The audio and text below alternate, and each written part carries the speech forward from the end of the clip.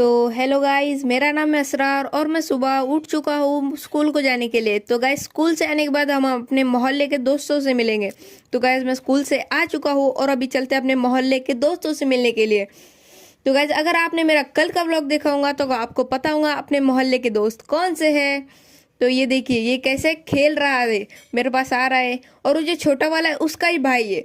दोनों ऐसे खेल रहे हैं, एक दूसरे को चाट रहे हैं, वो कर रहे हैं। गाइस, कितना अच्छा लगता है।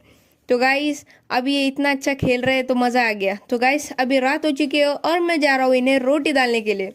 तो अभी बड़े वाले को डालते हैं रोटी। तो अभी इसे रोटी डालेंगे। देखिए कैसे पास आ गया मेरे। इसे रोटी डाल दी और अभी मैं छोटे के पास आ चुका हूँ। अभी छोटे को रोटी डालना पड़ेगा। तो छोटा सो रहा था अपने गद्दे पर। तो इसे रोटी डालते हैं। तो गाइस, थैंक्स फॉर वॉचिंग। आज की वीडियो में बस इतना ही।